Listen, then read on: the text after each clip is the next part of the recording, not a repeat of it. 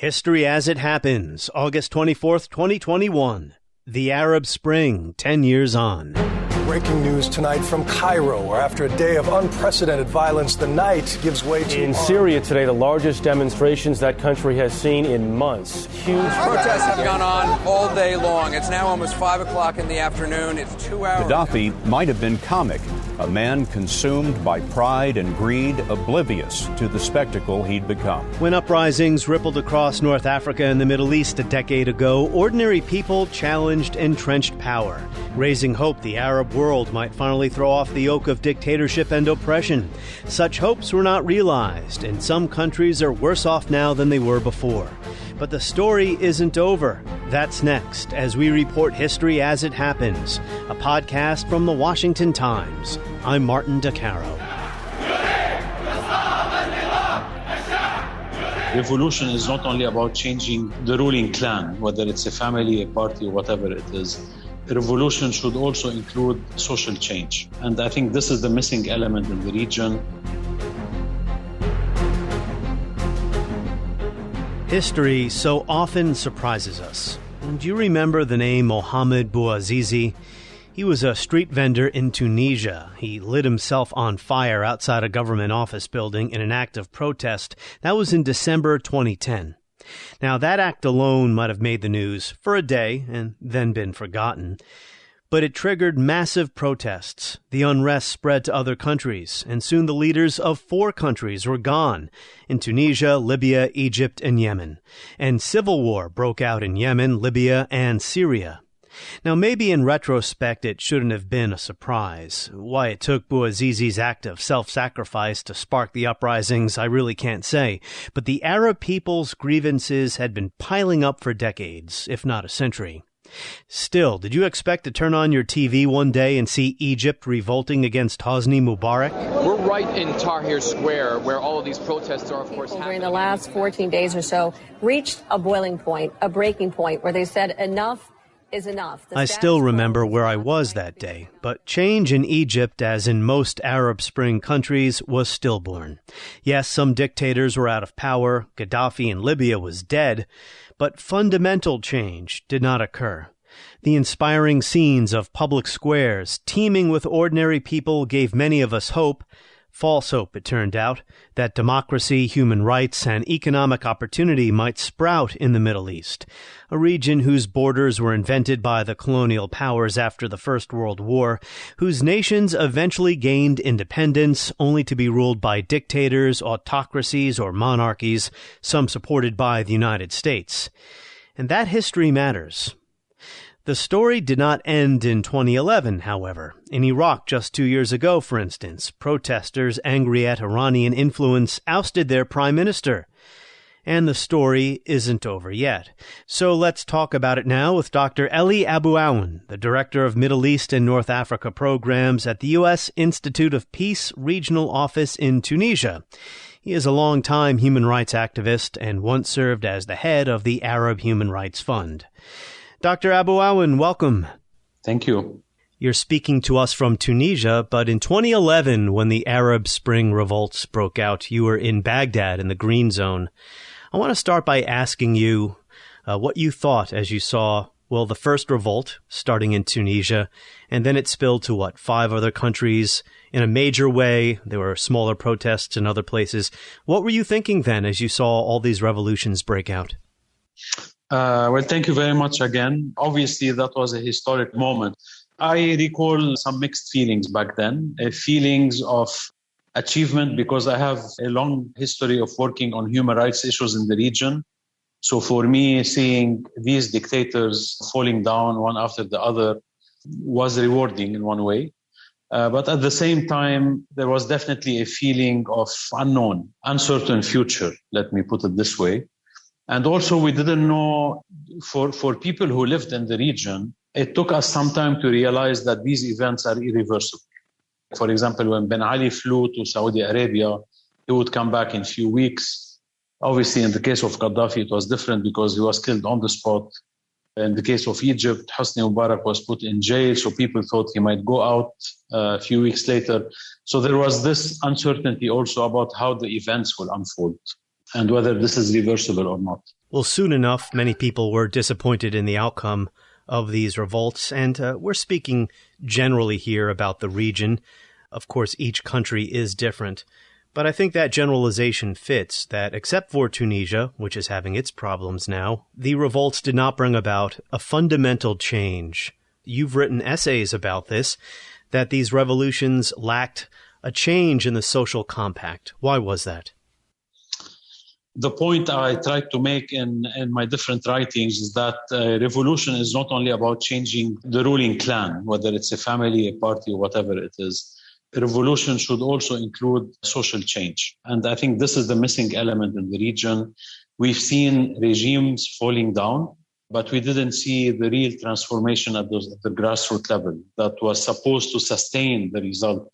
Now, why this did not happen, I guess for many reasons. One of them is that, in other places where this social transformation happened, there was a bottom-up movement that triggered this change. And it is true that in many cases, the majority of the people would not be on board in the first place. It would be a minority triggering a social change movement, and then the majority joining in.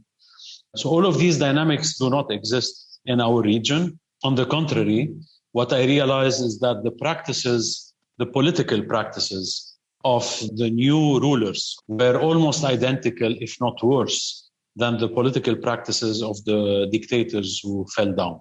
So we moved on from one type of dictatorship to another one, but unfortunately we missed the opportunity of doing a real revolution and a real social change. And in retrospect, that's not surprising when you take a country like Egypt, right? Al-Sisi is in charge now after a brief experimentation, if you will, with democracy, Mohamed Morsi. Why would Al-Sisi want to risk suffering the same fate as Mubarak? So he is ruling the country with an iron fist. Yeah, Egypt is a bit different, at least from my perspective. In my opinion, Egypt was always ruled not by one person, but by one institution, which is the army. Anwar Sadat, Jamal Abdel Nasser, Anwar Sadat, Hosni Mubarak were all military officers, basically, who were appointed or assigned to lead the country, but deep inside, the deep state was led by the military institution itself. And what happened after 2013 is that the military institution came back to power, not Sisi himself. Of course, he played a role. He's the president now, but I still see the institution ruling the country, not the person. And the other nuance I would make here is that I would not really qualify the experience of Morsi at the head of the Egyptian state as a democratic one. I think what Morsi did during his tenure as a president was also anti-democratic in many, many ways. It's not sufficient to be elected by a majority of people. Democracy takes much more than this. You have to translate the democratic values into your daily political practices, which Morsi did not know how to do. We've seen how he treated the judiciary, how the security forces were dealing with people, etc., etc. So there were several examples that would basically challenge the premise that Morsi's experience was one of democracy. That's an excellent point. I agree, and I thank you for introducing that nuance into this discussion, because whether it was in Egypt or, say, in Libya, a country that was ruled by one man for decades, Muammar Gaddafi, these nations lacked the structures of civil society upon which a democracy is built. By definition, when you're in a dictatorship, you don't have a free press. You don't have multiple political parties. You don't have some of the other institutions we see in advanced democratic states, if you will. So it was very difficult to make the leap from, say, dictatorship in Libya to a democratic state, especially when civil war breaks out, right? Well, obviously, under any kind of dictatorship or authoritarian regime, a political vacuum is usually created so that no competitors emerge to the dictator or the authoritarian ruler. And this is what happened, although there are significant differences between the countries in the region. Like if you take Egypt and Tunisia, for example, they had some sort of civil society and civil structures. Not as free as it should be, not as involved in the public space as it should be, but compared to Libya, Algeria, Iraq, or Syria, it's significantly different. However, what I would like to highlight here is, again, the gap or the disconnect between this civil society. If you take the example of Lebanon, Egypt, Palestine, or Tunisia, these are the countries where you had some sort of a civil society. There is a disconnect, a wide gap between what these organizations are calling for and the social values practiced at the grassroots level. And as I said before, I mean, this gap usually existed in other places, but instead of bridging this gap or addressing this disconnect, the civil society went on with their own advocacy initiatives and projects and other stuff, but they did not really give enough attention to the gap, which pushed public opinion to the other place in many, many cases. Elie, I think the revolts took many Americans by surprise. Ordinary Americans aren't following day-to-day developments in the Middle East, usually. But on the other hand, you might look at it and say, what took so long? The root causes behind the revolts, the grievances, had existed for so long.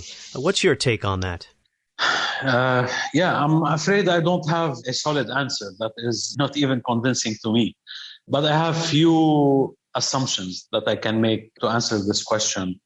What took so long, as you rightly said, the grievances and the direct reasons for these revolts, which is mostly the deteriorating living conditions, existed for a while now. But I guess what has changed over the years is that the generation has changed. The youngsters are different right now. The young generation embraces a completely different set of paradigms. And I think this has contributed to a large extent to these revolts happening in 2011 instead of happening in the late 80s, for example, or in the 90s. There might be also other geostrategic changes that happened, the posture of the different great powers in the region, the emergence of new regional powers that did not exist 30 years ago. So all of these could have played a role, but I see the main reason as being the young generation and the change of paradigms at the level of the young generation.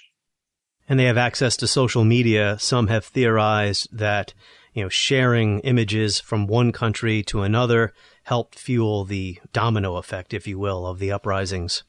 Yeah, there's definitely an effect of the social media, but there's also the fact that the young generation is in general anti-system. And we've seen this even after 2011. We've seen the manifestation of this in other contexts. Like if you take, for example, the elections in Tunisia, how the president of the republic was elected in Tunisia. He comes from a purely academic background. He was never involved in politics. He does not belong to a political party. All of these are signs that the anti-system culture is taking traction in the region. Now, whether this is a good thing or a bad thing is a completely different discussion, and it's a long one, but it's definitely an observation to be made. One of your more trenchant observations in an essay at usip.org, here's what you wrote. Most of the driving forces behind the uprisings were socio-economic in nature, more so than cries for freedom and political rights, making the post-2011 deterioration of public service provision and economic hardship even more demoralizing. That's interesting because we are dealing with, generally speaking, culturally conservative societies. Liberal politics, cultural liberalism may not be what they're after, but they were after better socio-economic conditions. Am I reading you right?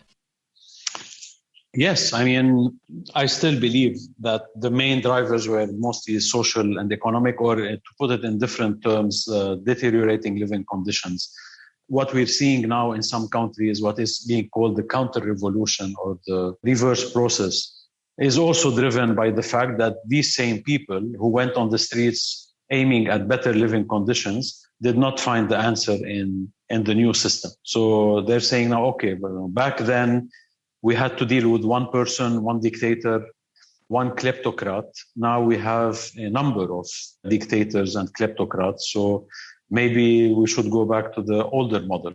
So I still see in general that the strive for better living conditions is motivating the political dynamics in the region. The same way it happened in 2011, now the reverse process is also driven by the same considerations. How do you respond to those who fall back on these old prejudices that the Arab peoples just aren't capable of living in a free and democratic society? We definitely suffer from a huge lack of understanding by the West of our own values in the region. And this lack of understanding has caused or has had, very severe implications because the foreign policy of the great powers was informed by wrong assumptions or inaccurate assumptions. Now, going back to the statement that Arab people are not capable of this, I don't think it's a matter of capability. I think it's a matter of conviction. So I see that we are capable because, people who are emigrating from the region and living in other countries and societies, they are integrating to a large extent. So this means that it's not a matter of capability, it's a matter of conviction. And what we need to do here is to show the people or the public opinion in general that they can still protect themselves and pursue their interests without resorting to violence or without resorting to human rights violations, without exclusion. So inclusive politics can ensure the political survival of all the different groups, whether political, ethnic, religious, etc. So there are key messages that need to be conveyed with concrete examples, because people in the region who are embracing violence or who are embracing non-inclusive politics are doing this for specific reasons. They think that their existence, whether political or even physical in some cases, is at risk, and that the only way to protect themselves is to embrace violence. I don't think it's a hobby that they're just practicing violence. They have their own motivation. And again, I'm not justifying violence by any means. I'm just trying to explain a phenomenon so that we better understand it and we address it in the right way. So the answer should be, you can still protect yourself or protect your interest or look after your own prosperity without necessarily going through violence and other, I would say, social malpractices. This narrative is not existing in many, many cases. What we are hearing here in the region is mostly that it's immoral to do this, it's against the religion to do that, and we have several studies about how Islam is a religion of peace and how Christianity is a religion of peace. And that's fine. Everyone knows that religion is like this.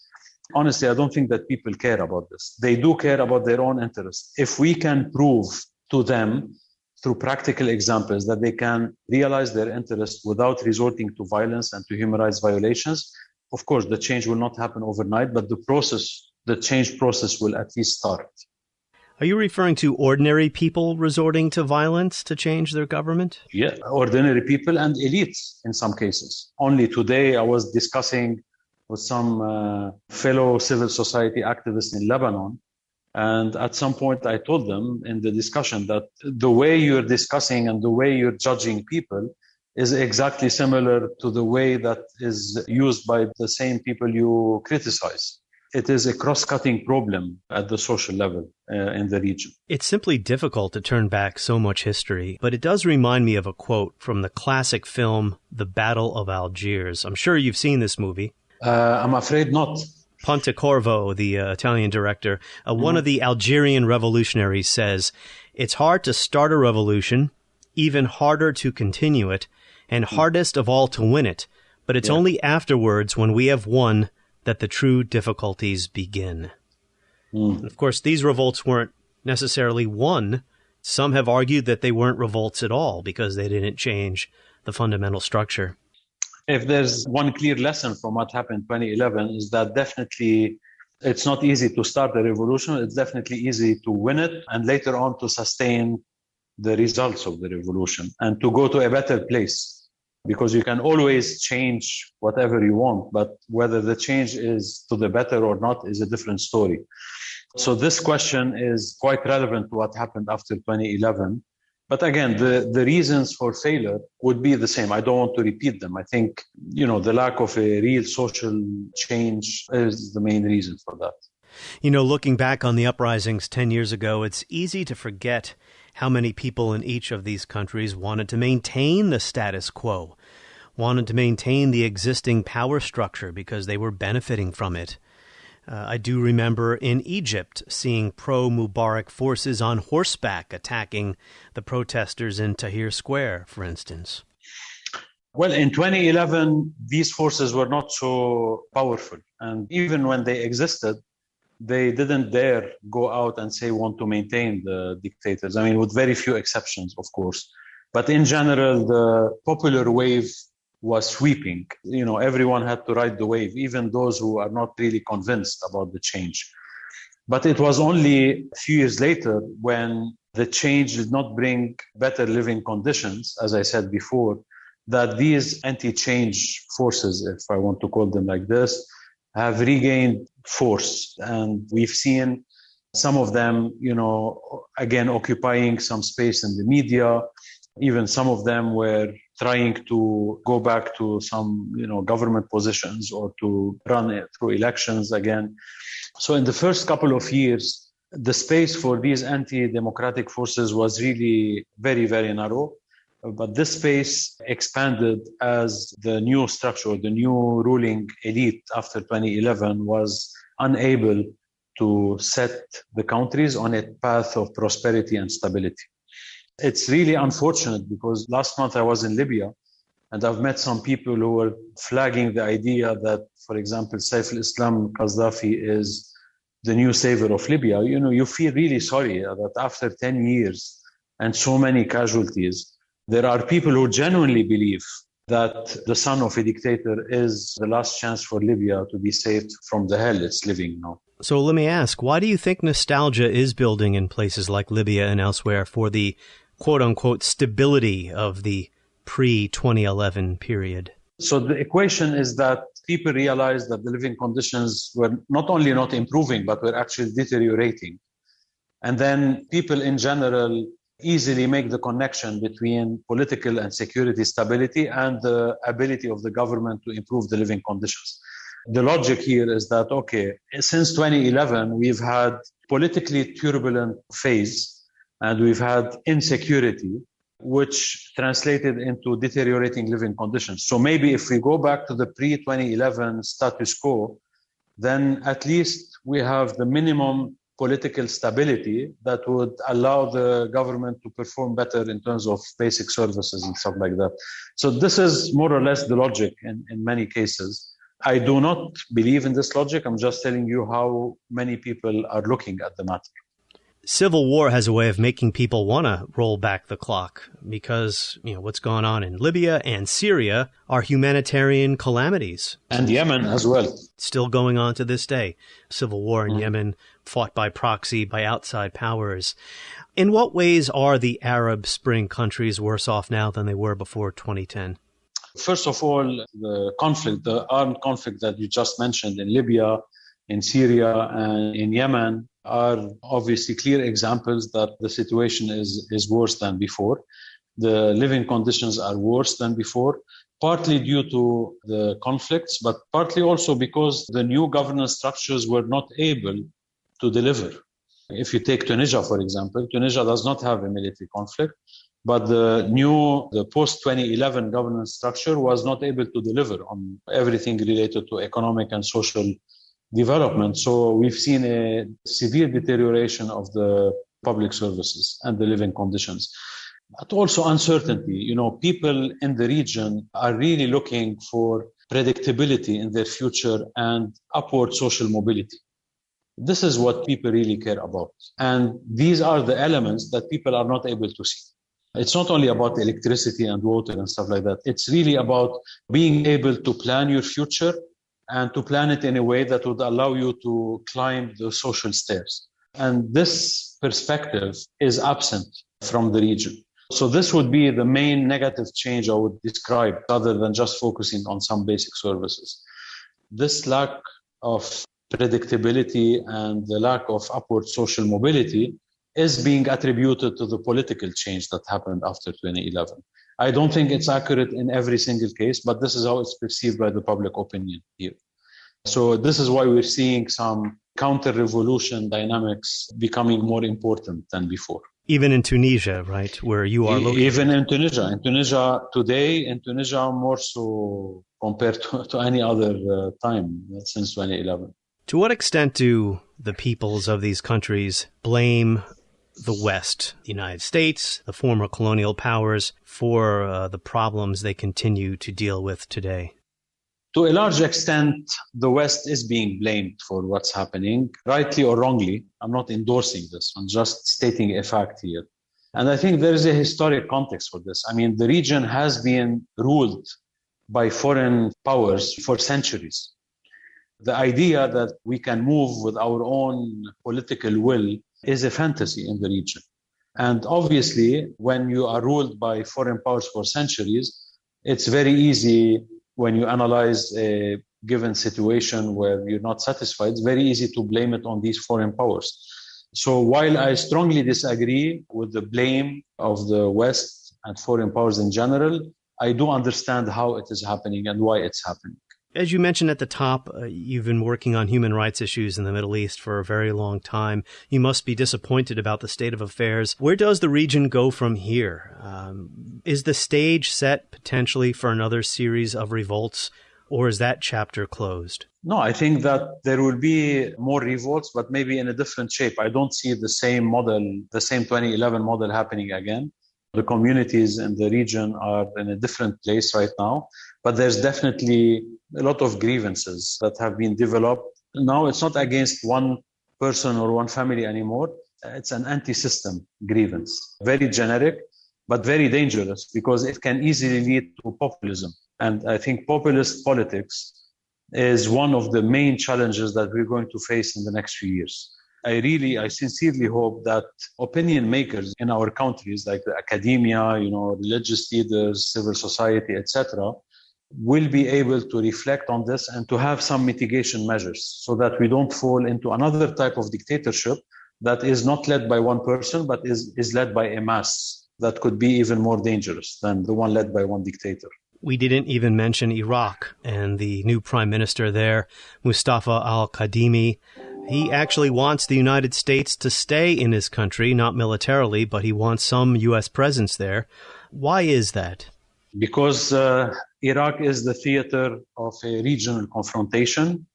As you probably know, Iran has a very strong presence in Iraq that is not only political, it's political, economic, military, security, all walks of life. Leaving the space for the Iranians is not helpful to the Iraqis. And there is actually a majority of Iraqis who think that a continuous presence of the US in Iraq, not necessarily through boots on the ground, but it can mostly be through soft power, but a commitment by the United States to continue its engagement in Iraq is seen by the majority of Iraqis as one of the most useful countermeasures to the Iranian expansion. And personally, I do believe that they are right in making this assumption. And I always, in all my articles or interviews, I do make the point that the United States need to upscale its soft power toolbox. Well, unrest broke out in 2019 in Iraq. Many people there were unhappy with Iranian influence in their country.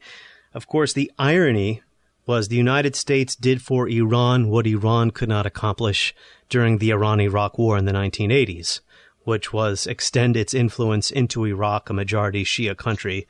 When the United States toppled Saddam Hussein, that did the trick.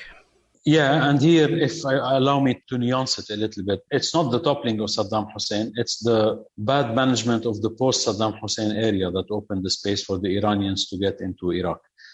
Had the United States had a better plan for the post-Saddam Hussein era, I don't think that the Iranians would have been able to infiltrate Iraq as much as they did right now.